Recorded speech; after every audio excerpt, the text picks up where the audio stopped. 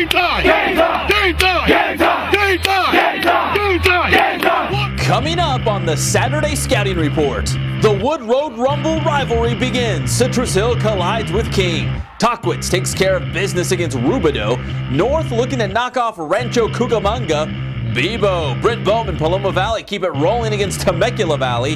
Murrieta Valley marches past Elsinore.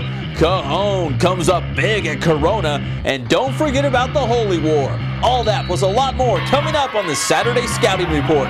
Brought to you by Gosh Auto Group, Gosh Ford, Toyota, and Hyundai. Paradise Chevrolet Cadillac, your premier Temecula Chevrolet and Cadillac dealer, serving San Diego County, Riverside County, and beyond. And Lake Chevrolet, we're driven to keep you satisfied. The Scouting Report starts now.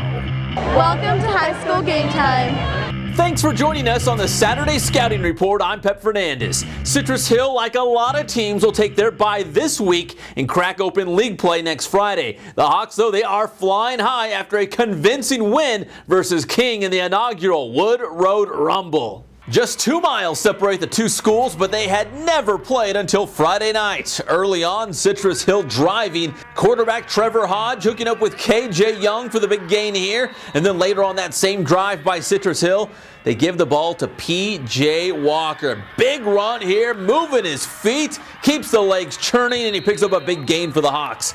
Later on that drive, it's Hodge to K.J. Young, and he will do the rest. Down the sideline right there. 7-zip Citrus Hill on top.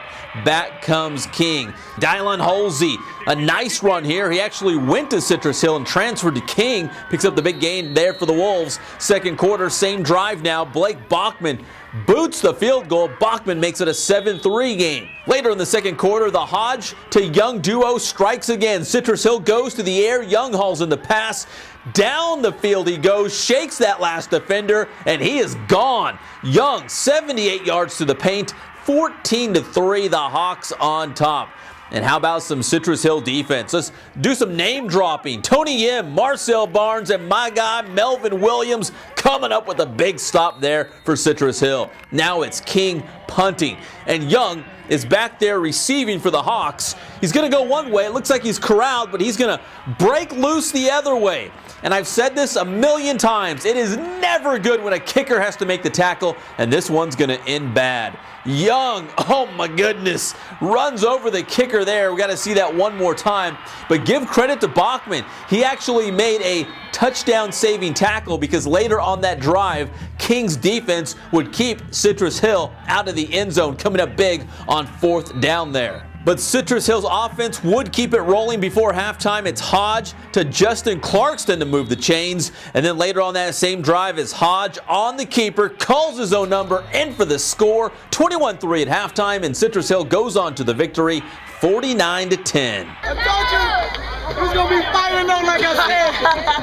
I love when the kids are fired up. I was excited to see that their team was ready to play as well. So that, you know, as long as it's a fair fight, I'm excited about it. This game meant a lot. We're playing a team from down the street.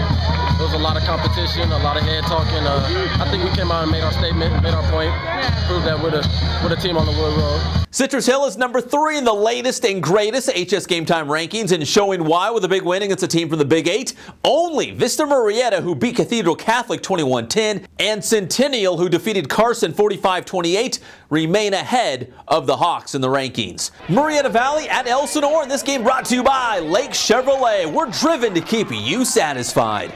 Elsinore quarterback Tommy Wilson hooks up with Alan Stubbs for the acrobatic catch over the middle and the big gain. The Tigers looking to punch in a score, but that Nighthawk defense swoops in for the stop on this play.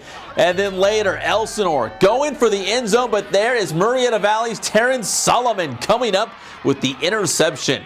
Second half, Elsinore receiving the kickoff. Fumble on the play. The ball's on the ground. It's recovered by Deshaun Bullock, and he returns it deep into Elsinore territory. Murrieta Valley's defense came up big, and so did the offense as the Nighthawks soar to the 38-9 victory. Murrieta Valley kicks off league play October 5th at Great Oak. While Elsinore, they'll open up Sunbelt action against Paloma Valley on the same night. The Wildcats hosting Temecula Valley. And these highlights brought to you by Paradise Chevrolet Cadillac, your premier Temecula Chevrolet and Cadillac dealer serving San Diego County, Riverside County, and beyond. Leo Mendez, the field goal for the Golden Bears, but they trailed 7-3. Second quarter, David Solis breaking off a big-time run, 73 yards for the touchdown as the Wildcats go on top 13-3. Later in the second, Temecula Valley with the ball. Quarterback Kyle Plantier to Andre Armstrong, 18 yards on the touchdown as the Bears with their first TD of the game. Later in the second quarter, the two schools exchanging scores. Ryan Smith from 7 yards out. Get in there for Temecula Valley. Then it's Paloma Valley's Solis. 26-17, Wildcats leading in this one. Now to the third quarter, Mendez boots another three-pointer, and he evens the game at 27. But moments later, the Wildcats are back in front when Solis punches in another touchdown, 33-27, Paloma Valley on top. Mendez continued to keep his team in this one, splits the uprights from 34 yards out to make it 34-30, but the Bears would get no closer. Bebo, Brent Bohm hooks up with R.J. Benz on the 67-yard score. Paloma Valley wins 41-30, your final score. Chaparral received the most votes, followed by Paloma Valley, but 3 of those 5 schools actually lost in Week 4. Murrieta Valley and Paloma Valley, the winners in that one, but Chaparral did get the most votes by our fans on the HS Game Time poll question this past week. Temecula Valley will host Tahquitz on Friday in Week 5. The Titans are coming off a shutout win, flexing their muscles against Rubidoux. We have these highlights plus action from West Valley and Hemet coming up, and they're all brought to you by the Gosh Auto Group. Gosh, Ford, Toyota, Hyundai.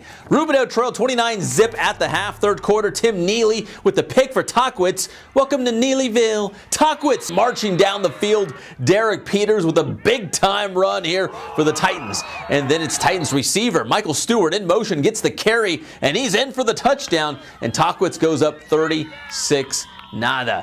Tahquitz did not ease up on defense either. They attacked the Rubidoux line. Brandon Asparis, the sack for the Titans, and here comes another big play by that Tahquitz defense. Matorius Boyd, the INT off the tip pass, and the Titans would turn that into points. John Tay Price on a stroll to the paint. Rubidoux loses for the first time this season. It's all Tahquitz, 50-0 your final score.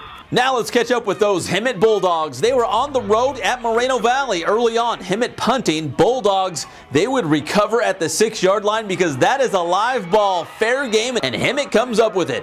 But the Bulldogs could not punch it in because here comes Moreno Valley's defense. Nuni Nashia, the interception there for the Vikings. But one interception deserves another. Hemet repays the favor. It's Garrett Denbaugh sticking with the tip pass, and he's got the interception for Hemet.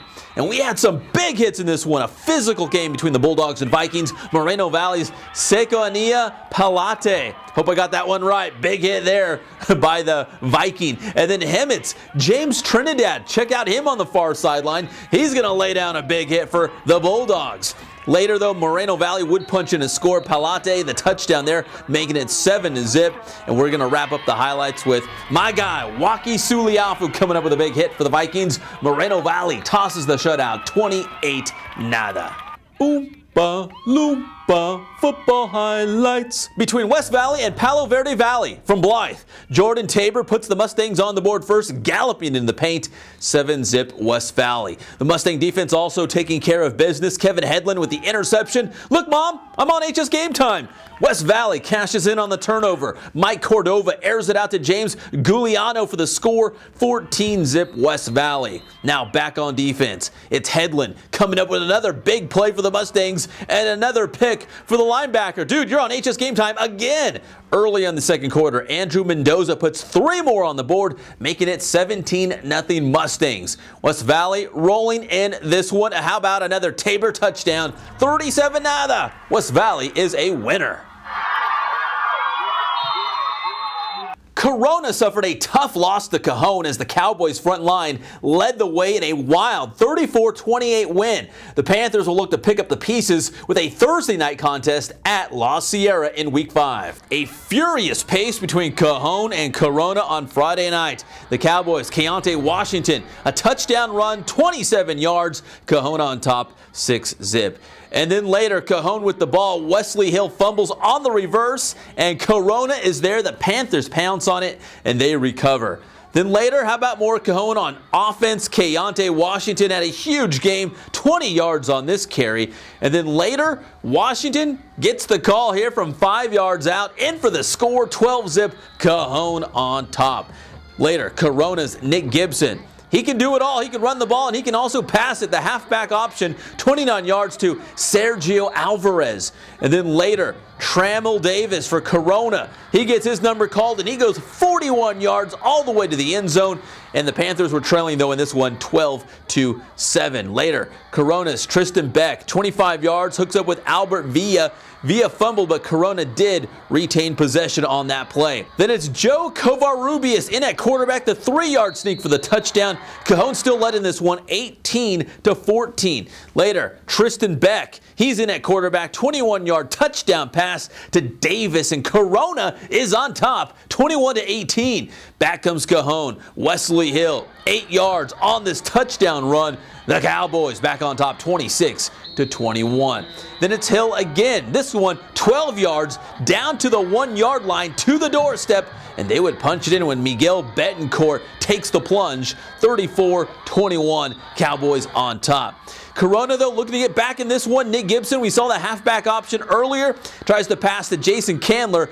Looks like the go-ahead touchdown for the Panthers, but this one's coming back. Illegal block in the back for Corona. Oh, my goodness. Corona facing 4th and 11 late in the game, and Cajon's Michael Sandoval picks off the pass, and that will do it. Cajon picks up the big win on the road at Corona, 34-28.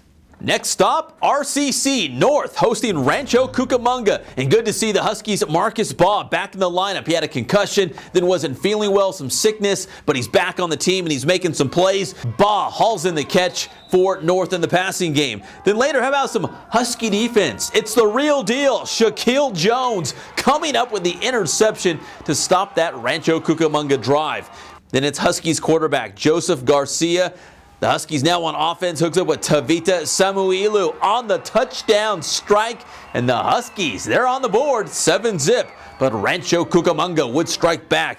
Adam Friedrichsen to Chris Hawkins. This would even the game at 7 apiece. It was close through the entire ball game. And Rancho Cucamonga sneaks out of RCC with a 17-14 win against North. North will open Inland Valley League play in Week 5 versus Vista del Lago. The rest of the IVL was in action on Friday. Let's start with Arlington. On the road at Vista del Lago, the Lions would keep our guy, Garrett Moore, very busy with the video camera on Friday night. Ruben Kelly, he's going to fly in for the score for the Lions. And the Arlington offense rolling against the Ravens on the ground, through the air. How about another Arlington touchdown? Vista del Lago had its moments. Terrell Lee scoops up the drop ball and turns it into a nice run for the Ravens, but the Lions kept their foot on the gas. It's Kelly coming up with another touchdown. The Lions looking sharp in this one. How about going to the air this time? Arlington's Clayton Palmer hauls in the touchdown. The Lions roar 41-zip in their league opener. The Rancho Verde at Valley View. Tyshawn Durgan coming up with the sack for the Mustangs. And then later, welcome to Simpson Island. James Simpson, the pick six, back to the house. The Mustangs defense coming up big time. But how about special teams? I'm glad you asked. Cedric Peterson on the kickoff return, and Peterson has no problem making house calls. Peterson sprints to the paint for another Mustangs touchdown. So we had defense, we've got special teams, and now the offense. Later, check out this catch by Andrew Bell. The Eagles fly to the ball, 3 of them, a big-time collision, but Bell holds on. Nice gain by the Mustangs. Wild play on this one. The Rancho Verde quarterback Malcolm Hill is brought down, but he sits on the defender, and he's not tackled. So Hill pops up, and he's gone. Hill goes in for the touchdown. He had a big game playing for the first time at quarterback. You wouldn't have known it. He was playing in place of Sherrion Jones. How about another Hill touchdown run coming up? He leads the Mustangs to the 48-13 win. Now it's on the Poly versus Canyon Springs in IVL action. The Cougars get on the board when Cody Cervantes finds Paul Stewart on the touchdown pass. Back come the Bears. They drive downfield, and it looks like Matt Ibarra on the score for Poly. The Bears also buckled down on defense, making some big plays right there. Poly wins 22-12. Moving on to San Bernardino for the Holy War. Notre Dame on the road taking on the Falcons, and this rivalry goes back, according to Pete McGowan, the head coach at Notre Dame, about 50 years. Early on, it's my guy, Paulie Guaps, the Notre Dame quarterback, Paul Bradvica, with a nice run here. And then later, it's another one of my guys, Joe Pierrick, boots the field goal, 3-zip Notre Dame. Aquinas, though, they would battle back here. They've got a touchdown as the Falcons take the lead in this one. And then Romero Flores, he's one of the captains for Aquinas. He had a huge game to lead their offensive attack. Big run there to the pylon. And then Aquinas with the touchdown. They punch it in, 21-3, the Falcons on top. And then Flores coming up with another big run here off the draw play for a huge chunk of yardage. That's what set up this. Aquinas from the doorstep punches it in, 28-3 at that point. Aquinas goes on to win by a final score of 28-10. What a great week of football. Let's pass out the awards. Player of the Week. It's got to go to Citrus Hill quarterback Trevor Hodge. A big game all the way around for the future Iowa State quarterback. The numbers, they don't lie. Hodge went for 339 yards of 23 of 29 passing, 3 scores through the air. He ran one in. Round 1 of the Wood Road Rumble goes to Citrus Hill thanks to Trevor Hodge. The HS Game Time Scouting Report Player of the Week. Play of the Week. What's not to like about Rancho Verde's Malcolm Hill playing his first game at quarterback and making plays like this? Instead of being tackled, he sits on the defender, pops back up, and he heads to the end zone. Malcolm Hill delivers the HS Game Time Scouting Report Play of the Week.